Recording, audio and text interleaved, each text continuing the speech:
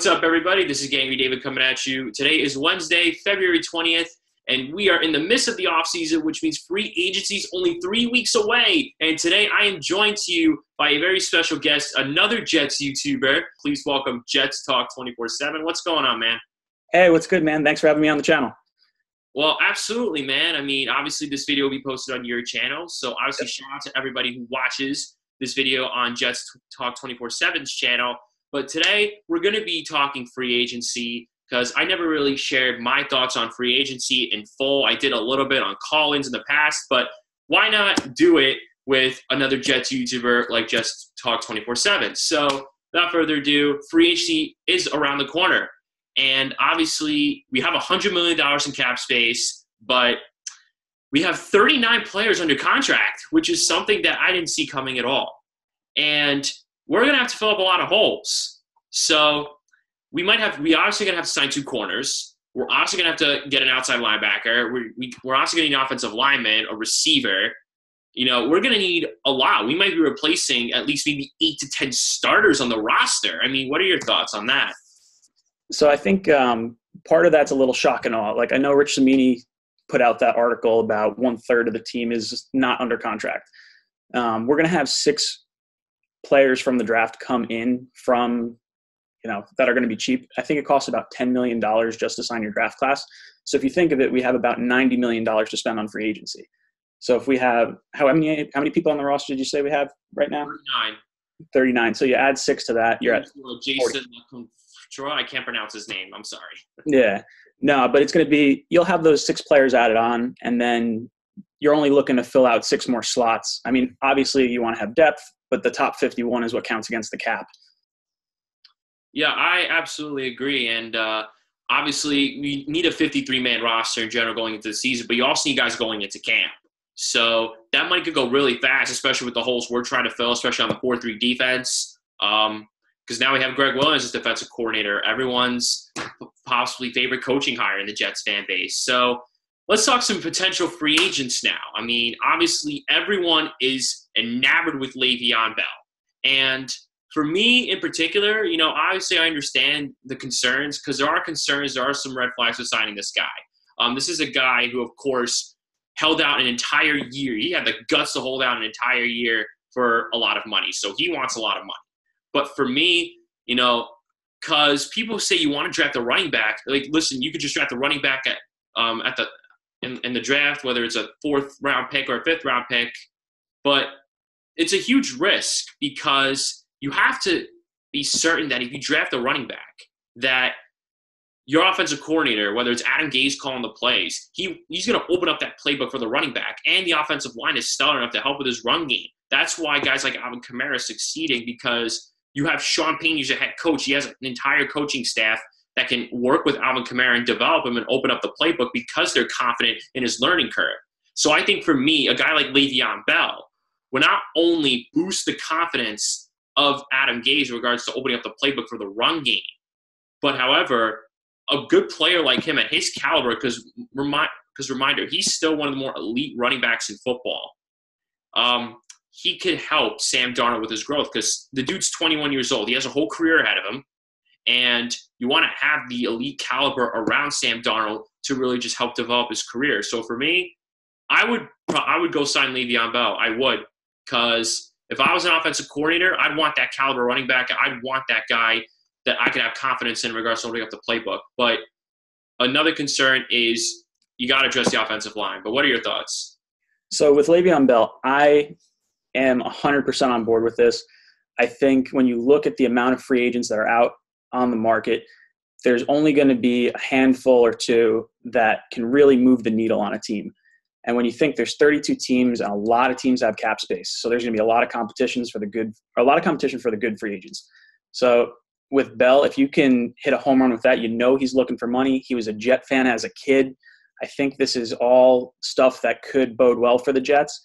I do think, getting that confidence, for Sam Darnold, having that player out of the backfield, and then even, Jamal Adams saying we need to get dogs on this team. Players understand when you go out and you make a big move like you get a Le'Veon Bell, that kind of move tells the team, hey, we're ready to start attacking now. If you go out and sign, maybe a draft pick in the 3rd round, that doesn't necessarily give the same spark to the rest of the team. I think there's a message you want to send to the rest of the guys in the locker room. I absolutely 100% agree because, like I stated earlier, if you get a draft pick out of the third round, Lord knows Adam Gase doesn't actually open up the playbook for him. I mean, if you compare Elijah McGuire and Alvin Kamara, I believe those two came out of the same draft class. And McGuire, I think, was a 6th-round pick, and Kamara, I believe, was a 4th-round pick. Kamara right now is lighting up the league. You know why? Because, 1, he has a stellar offensive line, and 2, he has a coaching staff that's confident enough in his learning curve to open up the playbook for him. You can make the same case with a lot of the young backs that we have. Trenton Cannon, a guy who was very quick, a 7th-round pick. I think he was absolutely underutilized because Jeremy Bates had I think Jeremy Bates had no confidence in him whatsoever. But a priority, if you want to have a guy like Le'Veon Bell succeed, or even a draft pick, is offensive line. And you can make the case for that with Sam Darnold as well, because if you don't want to have Sam Darnold spending games running around in the backfield, forcing throws, throwing picks, again, rushing throws, and just really kind of demoralize his confidence. That's what you saw out of him last year before he got that foot injury, because after he got that foot injury, he came back and really made a name for himself.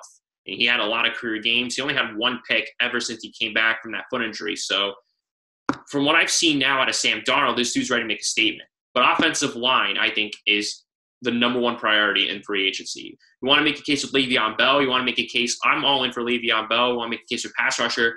Offensive line is my number 1 priority, hands down. Because I've stated in past videos, I want Jonah Williams with the 3rd overall pick because I want to revamp my offensive line. And what better way to do it than draft a guy? But free agency, obviously, Matt Paradise, Mitch Morse. What are your thoughts on offensive line? Those are the 2 guys I definitely want to attack. I think we'll need to get some form of, I don't know if backup or fill-in player for Shell, because I don't know if they'll be ready for the start of the season. But I do think the interior of our line needs to be addressed. We need to replace 1 guard and obviously the center before next year. And for me, when I look at the top of the draft, unless the Jets are trading down, I don't want to take a lineman that high. I think when you look at Williams, so he's considered the 7th to 10th best player in the draft. So if you take him at 3, the value that you're giving up from giving up, like, say, a Quinnen Williams, who I'm not particularly on board with, I could live with it. But if you take Williams instead of Williams, there's 2. If you take Jonah Williams instead of Quinnen Williams, it's like giving up an extra 1st-round pick, the difference in player. So I think offensive line, like you said, address it in free agency, try to, build it as strong as you can. And then if we look to trade down, I'm all for double dipping at offensive line in the 3rd round. I think it's got to be a priority this offseason. I think it's the number 1 priority because you have a young quarterback back there. And everyone's obviously forming that the Jets are going to sign Le'Veon Bell. So if you're going to have these 2 guys in the backfield, then you're going to want your offensive line to be upgraded enormously because James Carpenter's going to be gone. Spencer Long is already gone. Kelvin Beachum with 1 year left on his contract. And then you also have Brandon Shell, who still has a lot to prove. And pretty much the only somewhat proven player on our offensive line is Brian Winters. So I think for me, a guy like Mitch Morse and Matt Paradise, those guys are obviously – I think a guy like Matt Paradise is going to want to get paid. So Mitch Morse is obviously going to be a guy who I think you get for a little bit cheaper. He played with a better team overall, and I think you bring him in with an offensive line coach like Frankie Pollock. I think it could work out for the long run, especially since now you finally have a center that can snap the ball to Sam Darnold because, oh, my God, was Spencer Long. I was at that Miami game. Oh, my God. I swear to God, one more bad snap from this dude, I was ready to lose my mind. He couldn't snap a goddamn penny for all I care. I was so bad. I left that Miami game and went on a baby punching rampage. That's how furious I was at Spencer Long. And I was on board with bringing him in last year. I thought, it can't be that bad. It's better than what we had before. And he was just as bad as we had the year before. Yeah, I guess that injury bug must have killed him. I mean, he did do better at guard, but, we let him go. Obviously, he's Buffalo's problem now, but obviously offensive line, I think we got that out of the way. Obviously, we can both agree on the fact that Mitch Morse and Matt Paradise could be the top 2 targets at center. I think there could be a bidding war for those guys as well. But, those are 2 guys I'm 100% looking at in regards to center. For guard, there's a lot of speculation in guard as well. Who are you trying to look at for guard in regards to James Carpenter? So for guard, I think I really like, and I don't know how realistic it is, the guard from LA, the Rams. Is it Safford or Stafford? I think it's Safford. Roger Stafford. Yeah. I would look for him. I mean, he spent his entire career with the Rams, so I don't think he's necessarily looking to leave, and I don't think they necessarily want to, lose players on that offensive line when they have a young quarterback, they have the young running back. He's one that I'd like to look at. He's a little bit older, but I think even if we just get Band-Aids for 2 years to come in here, I think keeping Darnold upright and having the opportunity for him to grow with his receivers, I think is important. So I'm not necessarily as concerned with the age. Obviously, I'd love to get a younger guy. But I think he's one I'd like to look at. Okay. So now let's obviously move to the running back position. I mean, obviously we touched on Le'Veon Bell. Do you maybe consider also looking at a Tevin Coleman or Mark Ingram or any one of these guys? So I love I'm a big Saints fan outside of the Jets realm. So Ingram I really like. I do think he's got not a lot of mileage, but he's a little bit older. Coleman I like a lot. I would have no problem signing either one of these two dudes. I do think that we should be the top offer for Bell. I don't think anyone should beat us in terms of the contract that we offer him. And I guess I'll kind of segue this a little bit because a lot of the talk has been – a lot of people compare Brown and Bell together as being, me first guys. They just want their money. I don't agree with Bell on that. I think with Bell, the contract he was offered from the Steelers – they offered him $33 million guaranteed, but he was able to be cut after any one of the years. So they essentially locked him in with the franchise tag without having the ramifications of cap hits in successive years. So with Brown, he just signed his deal 2 years ago. He got a ton of money, and now he's throwing a hissy fit. He doesn't play in the team's most important game of the season. For me, I would tend to go against a Brown signing, even though he's been uber productive. And I would be 100% all in on Bell. I think the amount of value that Bell brings to this team is just so much higher than, almost any other free agent can offer. Yeah, another thing about Le'Veon Bell is you're going to bring a guy like him into the New York media market, which is the largest media market in the NFL. So if you bring Le'Veon Bell here into New York, a lot of Jets fans are going to expect legitimate elite production out of him year one because, let's face it, he's considered now one of the best running backs in football. The dude hasn't played in a year. So at least on the bright side, we won't have to worry about any sort of injury bugs whatsoever with him coming in here. I mean, he's still in shape, obviously, and then you bring him here. You have him go through training camp, OTAs, mini camp, preseason, whatever, and you could have him ready to go for Sam Darnold. But like I said, Le'Veon Bell, you bring him in here, you got to address your offensive line. That's your big priority right there. Because I'm 100% on board with that signing. I mean, I made a video earlier on saying like we shouldn't get him because I didn't think we should trade for him. I didn't think we should. It was really the right time to trade for him. But now since he's becoming a free agent, this is now the time to make your move. You want legitimate caliber players on this team. You don't want any one-year rentals. You don't want any fifth-round draft picks playing in starting spots who have a different learning curve from others. You want legitimate playmakers. And if it's Le'Veon Bell, sign me up for it.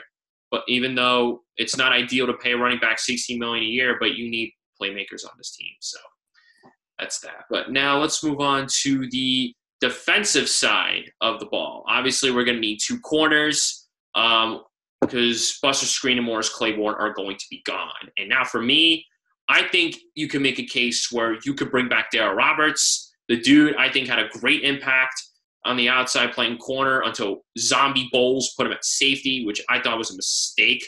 Ugh, awful.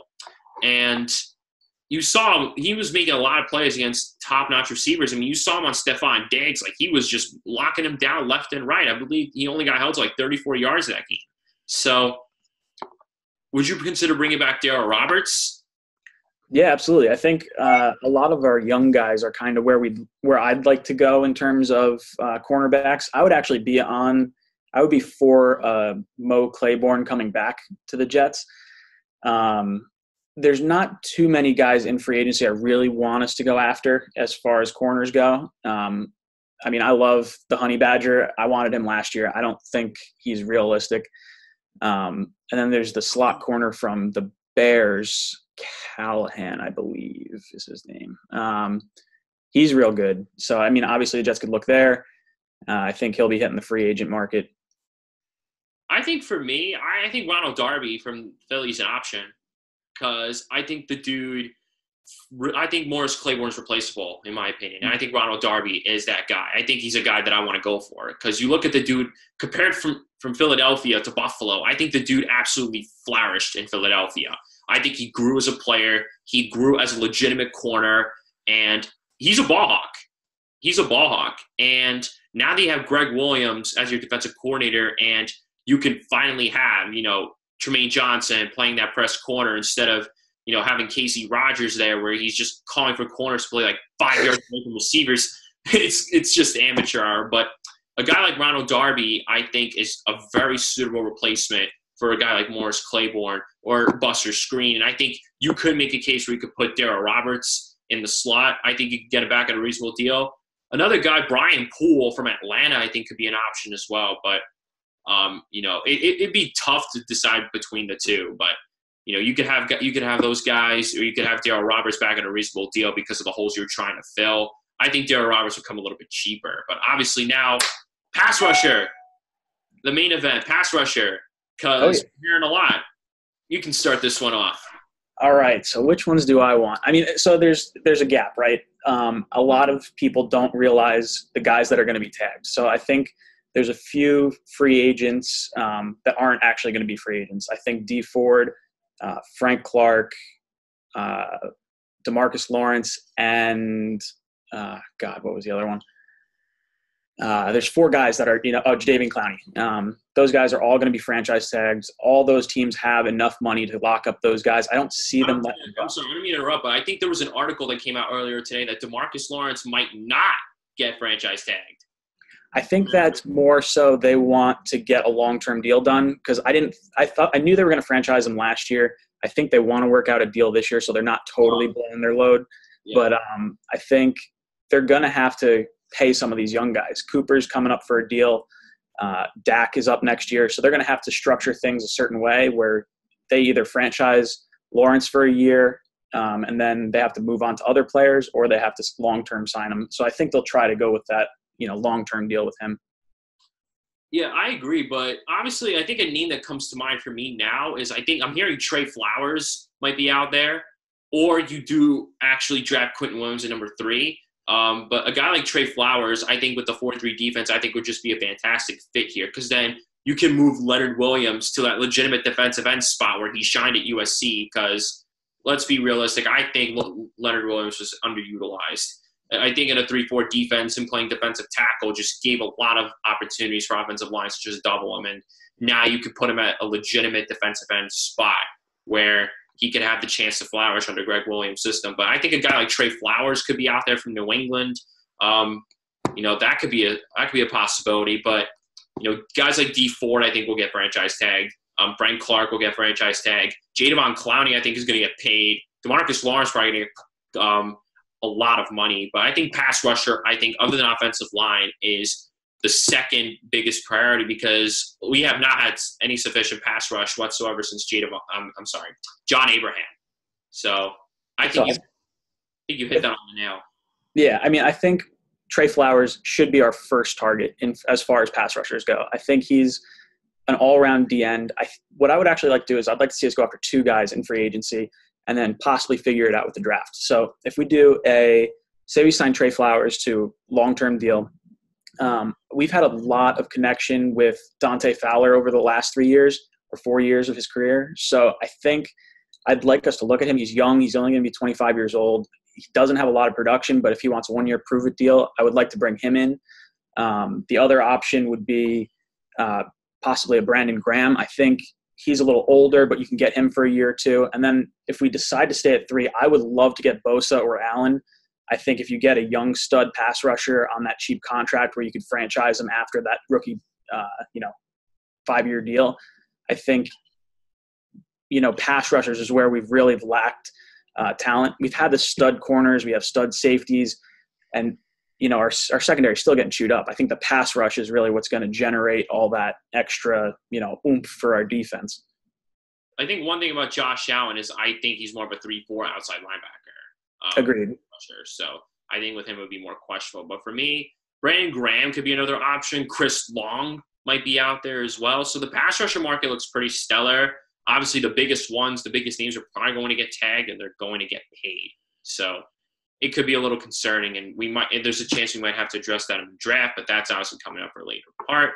But my final question, obviously, I think we touched all the bigger aspects of free agency. We touched pass rusher, we touched offensive line, we touched running back.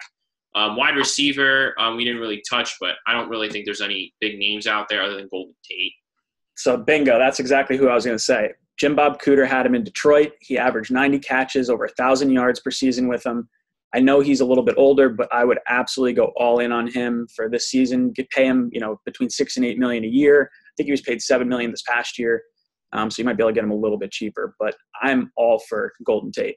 I think especially if you do sign Le'Veon Bell, I think you then can go after a Golden Tate because now you'll have a legitimate veteran receiver that can work with the young guys like Robbie Anderson, Quincy Enunwa, and really try to flourish them. So, we'll see what happens there. But a couple more things. Obviously, the special teams, I think a must re-sign is Andre Roberts and Jason Myers. What do you think about that one? So I'm definitely on board with both those guys. I think kick returner could be an issue, right? So he's, I think, 31 years old. I don't think he'll ask for a ton of money. I would like to bring him back, especially because, this is the first time we've had success really since Mike Westhoff has left us. And then kicking wise, we seem to have been relatively blessed with good kickers the last, 10 years or so for the most part. And Myers did a stellar job. It's not easy to kick in MetLife. Those winds swirl around like crazy. So I think there's a good juju with bringing back the kicker that, did so well for you this year. I would have to agree. I mean, especially since, Brant Boyer is back and you have a legitimate caliber returner like Andre Roberts, I think that can work as well. But my final question is, obviously, we've discussed all the free agents we'd want to sign, but there is one possible concern. Mike McCagnon.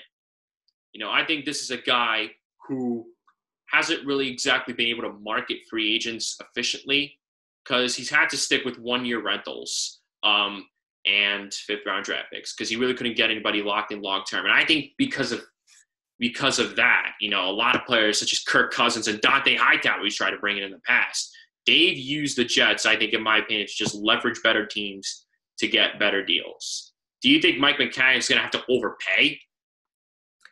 So I think the Jets are going to have to overpay in some capacity. That's really what free agency is. It's how the sport grows. I think in regards to all his signings in the past or attempted signings in the past where the guys leveraged us to get more money elsewhere, I think our team was legitimately bad. Now that Sam Darnold is in the fold, we have a new coaching staff. The window to win a Super Bowl is while a quarterback's on their rookie deal. When you look at quarterbacks across the entire Super Bowl era, the last 20 years or whatever, outside of Tom Brady, there's really no one that's winning on a top-paid quarterback salary. Matt Ryan was really the closest one to get that. And I think having that quarterback, I think other players are going to see that. If we go out and we make a statement, we get a Le'Veon Bell, we get a Golden Tate, now all of a sudden maybe the pass rusher that was contemplating another team, maybe he considers the Jets because now, hey, they got a lot of money, they got a high draft pick, they got a good quarterback. I think Sam Darnold's the truth. I really do. I think a lot of people around the NFL actually realize that as well. I 100% agree, and I can't wait to see Sam Darnold grow, especially if we do bring in these stellar guys like Le'Veon Bell, we do bring in Golden Tate, maybe even Antonio Brown, whatever the case may be. But I'm excited to see our quarterback grow. Hopefully we get this whole 39-player under contract situation resolved, and we'll see what happens. But anyway, that's going to do it for this video. Jets Talk 24/7, of course, joining me. Thank you so much once again. Shout out your channel. Thank you. Hit subscribe. Find me, in the comment section or whatever. I'll always be talking. But yeah, don't forget to subscribe, guys. I'll see you on the channel. And definitely also subscribe to GangGreen David on YouTube. I do call-in shows, I do wrestling videos, and I do New York Jets videos. And I will be doing more videos throughout the offseason as to come, and hopefully more videos with Jets Talk 24/7. So, guys, it's going to do it for this video. Thanks for watching. Peace out, and go Jets. Jets! Jets! Jets! Jets!